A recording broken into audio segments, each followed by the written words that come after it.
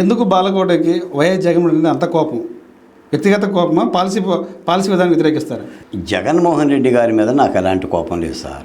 ఎందుకంటే నేను పులివెందులు కాదు, నాకేం పొలం తగాదా లేవు, పొలం పంచాయతీ లేదు. మీకు ఆ మాటకు వస్తే జగన్మోహన్ రెడ్డి గారితో కలిసి భోంచేసిన సందర్భం కూడా నాకు ఉంది పులివెందుల్లో. ఎందుకంటే వాళ్ళ నాన్నగారి మీద ఒక జర్నలిస్ట్గా రాజర్షి అని ఒక పుస్తకం నేనే వేశాను. అప్పుడు పులివెందుల్లో వెళ్ళి, అప్పుడు పులివెందుల మున్సిపల్ చైర్పర్సన్గా ఉన్న ఈ రవీంద్రారెడ్డి ఆయన మేనల్లుడు చేతుల మీదగానే ఒక ఇంట్లో ఆవిష్కరణ చేసి ఆయనతో పాటు కూర్చొని భోంచేసాం. మనకి ఒక ప్రజాస్వామిక ప్రభుత్వం పెట్టిన రాజధానిని తీస్తుంది, భూములు ఇచ్చిన రైతును రోడ్డు పాలు చేస్తుందని ఒక ప్రజాస్వామిక దృక్పథంతో పోరాటం చేశామే తప్ప ఆయన మీద మాకు ఎలాంటి వ్యక్తిగత కక్షలు కూడా ఎలాంటి ఉండటానికి కూడా ఆస్కారం లేదు. ఇదంతా ఏంటంటే ప్రభుత్వాలు తీసుకున్న నిర్ణయాలను ప్రశ్నించడం పౌరధర్మమే కదా సార్.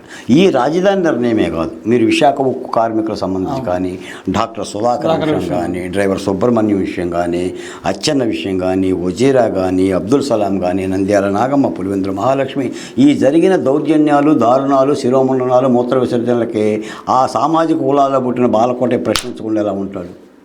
ప్రశ్నించడం కదా నా ధర్మం. మేము అంబేద్కర్ గురించి మాట్లాడి, లేదంటే అసలు రాజ్యాంగంలోనే ప్రశ్నించవయ్యానే ఉంది కదా ఆర్టికల్ 19. ఆ పని చేశాను తప్ప జగన్మోహన్ రెడ్డి గారితో నాకేం కయ్యం ఉంటుంది? విజయమో లేదు, కయ్యమో లేదు. ఈ నామినేట్ పదవులైనా బాలకోట పేరు త్వరలో ఈయనే అవకాశం ఉందంటారా? ఇంకా నామినేట్ పదవులు పోస్టులు ఉన్నాయి, దాంతోపాటుగా ఇంకా రాబోయే ఎమ్మెల్సీలు కూడా ఉన్నాయి, కొన్ని ఎమ్మెల్సీలు ఖాళీ అవుతున్నాయి భవిష్యత్తులో. సాధారణంగా ఏంటంటే ఇప్పుడున్న 6 నెలల పరిపాలన చూసిన తర్వాత మాకు ఆశలు సన్నగిలినాయి సార్. ఓకే, ఈ ప్రభుత్వంలో బాలకోట ఇలాంటి వాళ్ళకో లేదంటే కష్టపడ్డ వాళ్ళకు గుర్తింపు వస్తుందనే ప్రశ్నకి మాకు కూడా ఆశలు సన్నగిలినాయి. ఎందుకంటే నీ పొర చేయి నా కుడి చేయి, నా ఎడం చేయి పెడతానంట. పొర చెయ్యదే, ఎడం చెయ్యదే. ఆ ధోరణి కనుక మార్చుకోలేకపోతే అంటే పరిపాలన లోపాలు ఉన్నాయంటారా?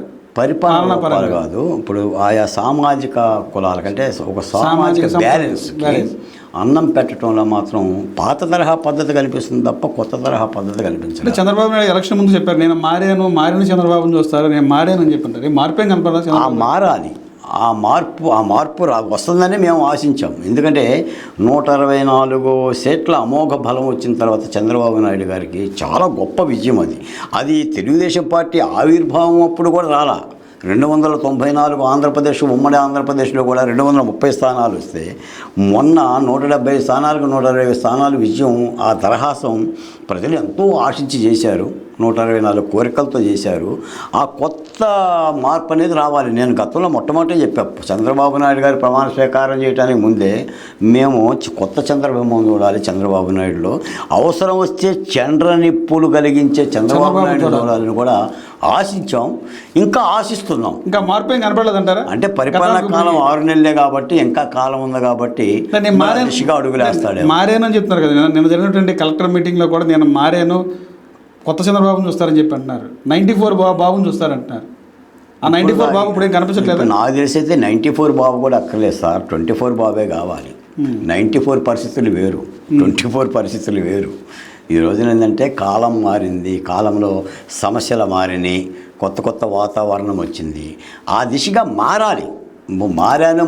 మారాను అనేది బాబు గారు చెప్పినా, నేను చెప్పినా, మీరు చెప్పినా మారింది లేనిది ప్రజలు నిర్ణయించాలి. అందుకని కాస్త కష్టపడ్డలో ఒక ముద్ద అన్నం పెట్టగలిగితే, ముందు ఆ అమరావతికి ఒక అన్నం పెట్టగలిగితే ఆ మార్పు కనిపిస్తుంది. ఎందుకంటే ఏ పాలకుడైనా నిర్ణయాలు తీసుకునే ముందు జిగేల్మంటూ మెరవాలి సార్.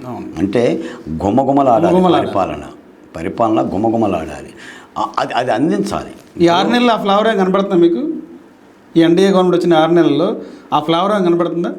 కొత్త నిర్ణయాలు, విప్లవాత్మక నిర్ణయాలు అయితే ఏమీ లేవండి. వాళ్ళు ప్రకటించిన సూపర్ 6 అమలు మీద దృష్టి పెట్టారు, పరిపాలనా రూలింగ్ మీద దృష్టి పెట్టారు. అడపాదడపా గత ప్రభుత్వం చేసిన తప్పిదాల మీద, అది రేషన్ బియ్యం కావచ్చు, లేదంటే సోషల్ మీడియాలో పోస్టులు కావచ్చు, లేదా విచారణ పర్వాల మీద, లేదా కాదంబరి జత్వాని విషయాలు కావచ్చు, కొన్ని సిట్లు వేస్తున్నారు. తిరుపతి లడ్డు వ్యవహారం కావచ్చు, పరిశీలన చేస్తున్నారు, చర్యలు తీసుకుంటామని అంటున్నారు.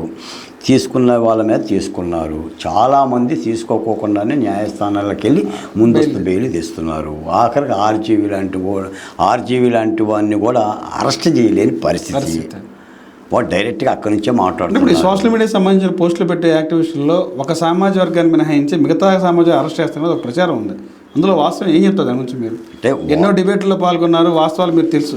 గత 5 ఏళ్లలో ఎవరేం చేశారు, ఎవరెన్ని పోస్టులు పెట్టారు, ఎవరెలా క్రిటిసైడ్ చేశారని తెలుసు. దానికి ఏం చెప్తారు మీరు? ఇప్పుడు రాజకమల్ గారు నేరానికి కులం లేదు, నేరస్తుడికి మతం లేదు. నేరం చేసిన వాడు ఎస్సీల్లో ఉన్నా, ఓసీల్లో ఉన్నా, మరో సామాజిక వర్గంలో ఉన్నా కూడా శిక్షార్హుడే. ఇప్పుడు మనకు కనిపిస్తుంది ఏంటంటే ఒక సామాజిక వర్గం వాళ్ళు జైల్లో ఉన్నారు, మిగిలిన అన్ని సామాజిక వర్గాలలో రోడ్ల మీద తిరుగుతున్నారు. ఇందాకలే దేవినేని అవినాష్ రహదారి మీద ధర్నా పోతున్నాడు వినతి పత్రం తీసుకొని. ఏంటి ఆయన మీద కేసు అంటే సాక్షాత్తు మంగళగిరిలో చంద్రబాబు నాయుడు గారి యొక్క పార్టీ కార్యాలయం మీద దాడికి పోయిన కేసు. ఆయన రోడ్డు మీద ఉన్నాడు. మొన్న నేను ఏదో ఒక కాందారి దగ్గర టీ తాగుతుంటే వల్లభనేని వంశీ గారు కారులో అలా పోతా ఉన్నాడు. పక్కనోడు చెప్తున్నాడు బాలకోట గారు వంశీ గారు పోతున్నారు చూడండి అని. వంశీ అమెరికాలో ఉన్నారు. మరి వంశీ గారు చేసిన తప్పింది సాక్షాత్తు భువనేశ్వరి దేవిని అసెంబ్లీలో పరాభవం చేశాడు. అసలు శాసనసభకి చంద్రబాబు నాయుడు గారు వెళ్ళకోకుండా ఉండటానికి ప్రధానమైన కారణం వంశీ అయ్యాడు. కొడాలి నాని గారు తిట్టారు, కులం పేరు మీద బేభత్సం చేశారు. కుక్కని నక్కని ముసలోడని అదని వీదని చేశారు. అందరూ బయట ఉన్నారు. సరే ఇప్పుడు ఆ ప్రభుత్వాన్ని మేము అడుగుతుంటే విచారిస్తున్నాం, చర్యలు తీసుకుంటున్నాం అంటున్నారు. వాళ్ళు డబ్బులు ఉన్నాయి కాబట్టి హైకోర్టులో ఎమర్జెన్సీ మోషన్ ఇస్తున్నారు, సుప్రీంకోర్టులో అర్జెంట్ మోషన్ ఇస్తున్నారు, బెయిల్ తెచ్చుకుంటున్నారు. ఆర్జీవీ లాంటి కూడా రేపు అరెస్టు, మరికొద్దిసేపు అరెస్ట్, చివరికి ఆర్జీవీ కూడా బెయిల్ వచ్చేసింది. వచ్చినాయి. మరి ఇవన్నీ ప్రశ్నలు అవుతాయి, కోర్టును సమీక్షించుకోవాలి. ఇప్పుడు చట్టం కూడా అందరికీ పనిచేయాలి కదా. ఇప్పుడు నా దగ్గర ఏమో నిటారుగా చట్టం నిలబడి నీ దగ్గరకు వచ్చారని వంకర టెంకరగా నిలబడితే నీ దగ్గర డబ్బులు ఉండవని, నీ దగ్గర సామాజిక బలం ఉందని రేపొద్దున ప్రజల్లో అదే చర్చ అవుతుంది.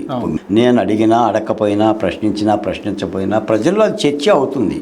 వీటన్నిటి కూడా సమీక్షించుకోవాలి. అందుకని నేరాన్ని నేరంగానే చూడాలి. ఎవరి మీద చర్యలు తీసుకోగలిగితే వాళ్ళ మీద. ఇంకో మాట ఏంటంటే కమల్ గారు, నేను మాట చెప్తాను, నేను కూడా మిమ్మల్ని అడుగుతున్నాను సార్. ఋషికొండకి 480 కోట్ల రూపాయలు ఖర్చు పెట్టారు. రాళ్ళ మీద బొమ్మలకి 700 కోట్ల రూపాయలు, సాక్షి పేపర్కి 400 కోట్ల రూపాయలు అడ్వర్టైజ్మెంట్లు, వాలంటీర్ల ద్వారా 200 కోట్ల రూపాయలతో సాక్షిని ఉచితంగా అందజేశారు. తాడేపల్లి ప్యాలెస్కి 12,80,00,000 రూపాయలు, ఎగ్గపప్పులకు 3 కోట్ల రూపాయలు, స్టేషనరీకి 3 కోట్ల రూపాయలు, పంచాయతీ కార్యాలయాల రంగులకి 2,000 కోట్ల రూపాయలు, ఆ రంగులను తుడిచేయటానికి మరో 2,000 కోట్ల రూపాయలు, మద్యంలో కుంభకోణం పురంధేశ్వరి చెప్పింది, అచ్చెన్నాయుడు గారు చెప్పింది 30,000 కోట్ల రూపాయలు, ఇసుకలో కుంభకోణం వాళ్ళు చెప్పిందే ఏడాదికి 2,000 కోట్ల రూపాయలు. ప్రజాధనం అంతా. చర్యలు ఉండవా సార్? మరి చర్యలు ఉండవా? చర్యలు ఉండాలి కదా. ఉండాలా? మరి కనిపించడం లేదు. 1,000 కోట్ల ప్రజాధనం అంతా వృధా. మరి కనిపించడం లేదు కదా. ఇప్పుడు ఆడుదాం ఆంధ్ర అని చెప్పేసి రోజా గారు 100 కోట్ల రూపాయలు తీసుకున్నారు. బ్యాట్ ఖరీదేమో 1,400 రూపాయలు, బాల్ ఖరీదేమో 400 రూపాయలు. అంత స్వచ్ఛమైన పరిపాలనేనా? ఇప్పుడు ఈరోజు మీరు రేషన్ బియ్యం చూడండి. ఇంకో మాట కూడా చెప్తున్నా. ఇప్పుడు గంగవరం ఎయిర్పోర్టు దగ్గర నుంచి 23 లక్షల టన్నులు, విశాఖపట్నం ఎయిర్పోర్టు దగ్గర నుంచి 29 లక్షల టన్నులు, విశాఖపట్నం పోర్టు నుంచి, తర్వాత కృష్ణదేవపట్నం దగ్గర నుంచి 34 లక్షల టన్నులు, కాకినాడ పోర్టు దగ్గర నుంచి 1,31,00,000 టన్నుల బియ్యం ఎగుమతి అయ్యి 48,000 కోట్ల రూపాయలు పేదోడు తింటున్న బియ్యాన్ని అక్రమార్కులుగా షిప్పుల్లో దక్షిణాఫ్రికాకి 150 రూపాయల చొప్పున అమ్ముకున్నారు. ఇది ఎవరు చెప్పారు? కమల్ చెప్పలా, బాలకోట చెప్పలా, సాక్షాత్తు డిప్యూటీ సీఎం చెప్పాడు, నాదెండ్ల మనోహర్ మంత్రి గారు చెప్పారు. చర్యలేవి మరి?